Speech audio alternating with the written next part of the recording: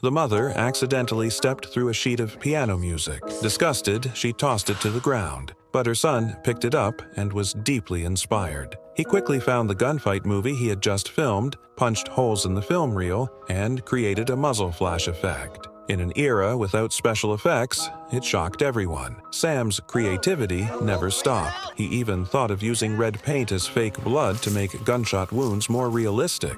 Then he buried a string of firecrackers in the ground, making it look like a machine gun sweeping through a crowd.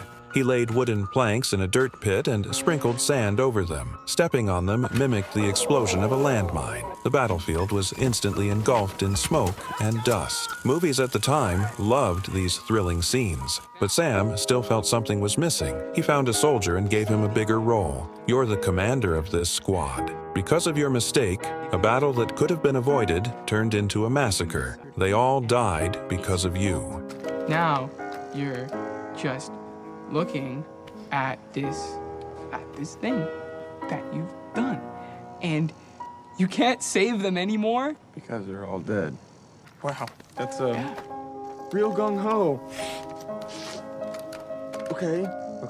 The soldier was drawn into the role. After climbing over a low wall, he began acting out the aftermath of battle. Yellow sand filled the air. Fallen comrades lay everywhere. Alone, he walked through the field of the dead. Sam watched the man's lonely figure and was completely shaken. A deep sense of sorrow and isolation welled up inside him. The soldier was even more consumed by grief, as if everything had truly happened. Even when Sam called "cut," everyone snapped back to reality, except him.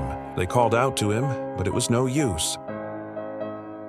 Soon, Sam's film was screened at school. The intense battlefield scenes felt incredibly real. The audience was glued to the screen, the spurting blood and brutal deaths leaving a lasting impact on their young minds. The battle ended. A somber score played. The soldiers' walk across the devastated battlefield began. Everyone in the room was moved to tears, including Sam's mother. After the screening, she came to congratulate him, but Sam looked at her with disdain. He said nothing, just turned away in disgust. His uncle reached out for a hug, but Sam walked right past him, ignoring him completely. It all started when Sam discovered his mother's secret with his uncle through the lens of his camera. To understand how it all began, we have to go back to Sam's first encounter with film. As a child, his parents took him to the movies for the first time. He would never forget the scene of the train crash. Nothing had ever shocked him more. On the way home, he still couldn't calm down. His bright blue eyes were filled with that moment. So he made a wish to his father for a miniature train set as a holiday gift. Sam started up the train, watching as it came straight toward him. That same thrill from the movie surged through him again. Late at night, he secretly took out a toy car and set it up on the tracks for the train to crash into. But the impact was more intense than he expected. The crashing shelves made a loud noise, drawing his parents' attention. His father scolded him, telling him to take better care of his model train. Sam nodded and promised, but in his heart, he couldn't stop thinking about the collision. His mother noticed everything, so she brought out his father's camera. "We're going to use Daddy's camera to film it. Only crash the train once, okay? Then after we get the film developed, you can watch it crash over and over till it's not so scary anymore, and your real train won't ever get broken." Sam was deeply grateful for her thoughtfulness. His uncle even bought him a roll of film. The next day, Sam finished his first film. He and his mother watched it together in a darkened room. The flickering light danced across their faces like a dream. Sam would one day become the great director, Steven Spielberg. This was his real-life story. From then on, he was inseparable from his camera. He'd pour a mouthful of ketchup into his little sister's mouth, then have his older sister play a dentist. The moment his sister let out a fake, blood-curdling scream, their mother rushed in, startled. But she was patient with the little troublemakers, and that only made Sam bolder. He unraveled all the toilet paper in the house, wrapped himself in it, and filmed a scene of a dying mummy. He set up contraptions to make a skull suddenly pop into view, leaving his sisters utterly terrified. Then Sam entered high school, where he met a group of like-minded friends. They started experimenting with ways to make their films look more realistic, quickly gaining fame at school. Whether at home or on trips, Sam always had his camera with him, capturing everything. But this very habit led him to uncover his mother's secret. That day, while going through his film reels, Sam suddenly noticed how close his mother and uncle were. At first, he thought she had just accidentally fallen into his arms. But after switching through reel after reel, he realized his family was in crisis. His mother's eyes were filled with love for his uncle. Though Sam couldn't accept the truth, in the family short film he edited, his mother was still the cheerful and loyal woman she had always been. She was overjoyed and wanted to hug her son. But by then, Sam had already grown distant, his feelings toward her turning hostile. Whatever she said or did, he defied her. Sammy Fableman, God damn it, for weeks now there's been nothing but disrespect from you. Disrespect? Why are you being such a little shit to me, David? The hell, I'm your mother! I wish you weren't! Ah! The slap shocked the entire family. Sam turned and left. The bright red handprint became a scar. Later, his mother came to his room and apologized. Sam didn't know how to respond. He couldn't accept what she had done. Then he silently took out a reel of film, loaded it onto the projector, and invited his mother to watch a movie. He stepped out and waited outside the door, his heart tangled in emotions. On screen, the images of his mother and uncle played. She instantly understood everything. Guilt crashed over her like a tidal wave. Her mind went blank. Finally, she crawled out of the cabinet, exhausted. I won't tell, I won't. His mother, who had always refused to move, agreed this time, but the family was already on the brink of collapse. Sam felt like everything had started because of the camera, so he went to a shop, planning to sell it. But when his uncle heard they were moving, he came to the shop with a gift for Sam. He handed him a brand new camera, but Sam wanted nothing to do with it. His uncle told him that if he gave up his passion for filmmaking, his mother would be heartbroken. His uncle truly loved both him and his mother, but Sam was too disgusted to accept the gift for free.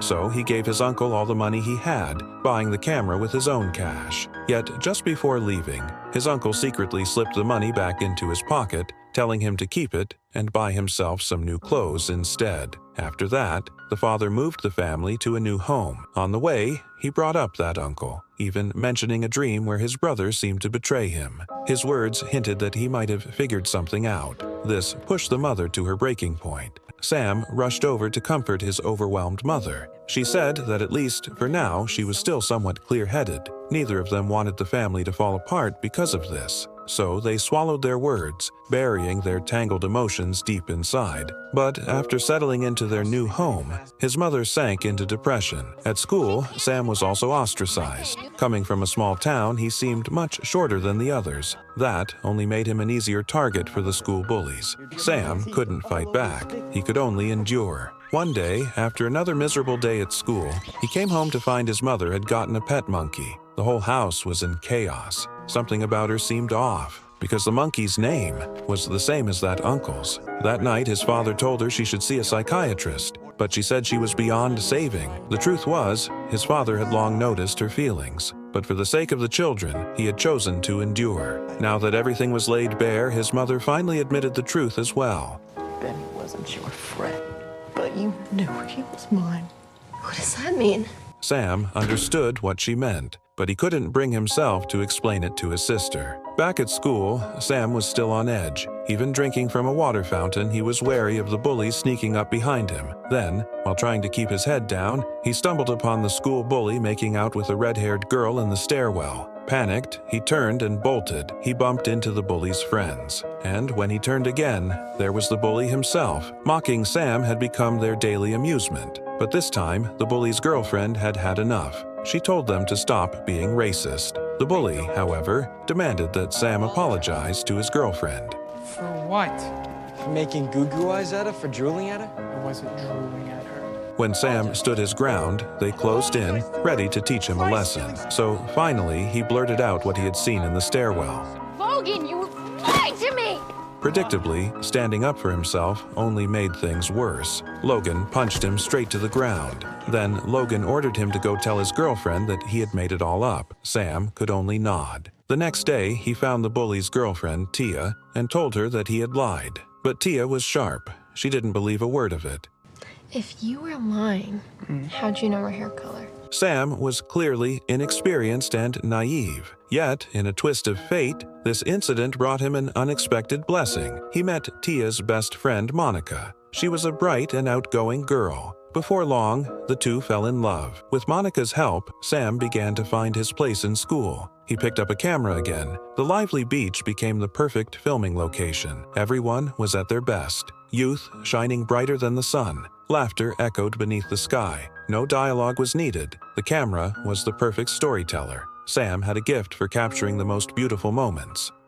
Soon, graduation day arrived. Everyone dressed their best, ready to shine. Only Logan looked uneasy, eyes fixed on the screen. The graduation video was filmed by Sam. He feared revenge, that Sam would use it to humiliate him. But to his surprise, Sam had placed him in the highlight reel, showcasing only his most handsome moments. The crowd erupted in cheers. Logan was stunned. Even Tia was drawn in, her old feelings rekindled. She walked up to Logan and kissed him. After the ceremony, Logan tracked Sam down. He demanded to know, why hadn't he taken revenge? You made me look like this golden... The guilt was eating him up. He needed an answer. He wouldn't let Sam leave without one. But his relentless questioning pushed Sam to his breaking point. I wanted you to be nice to me for 5 minutes.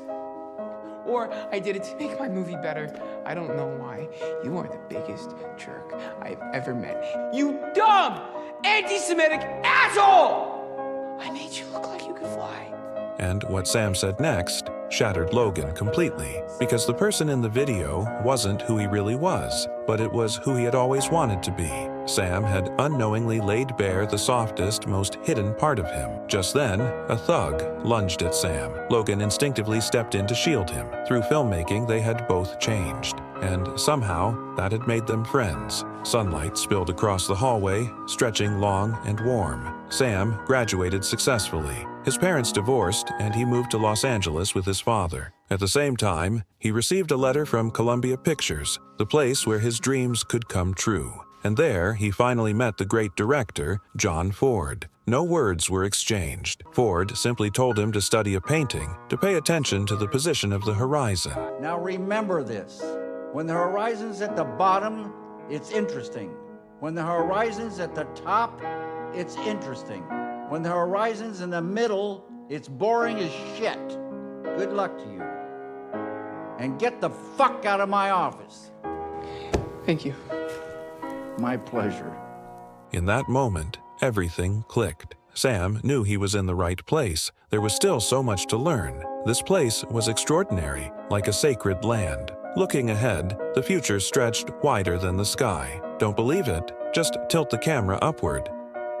The Fablemans isn't just Spielberg's autobiography. It's a spectacle of cinema and humanity. A camera captures everything without bias. The good and the bad, the light and the dark. Everyone holds their own secrets, and film becomes the darkroom where those secrets are exchanged. As a child, his secret with his mother was film. Later, the films about his mother became the secret itself. No longer a child prodigy punching holes in film strips, his dreams were now dusted with the weight of reality. The illusions crafted on screen slowly merged with the shadows of real life. Movies are an art that lingers in the mind. $7 is here to recommend one worth watching, but only by experiencing the film itself can you truly live its story.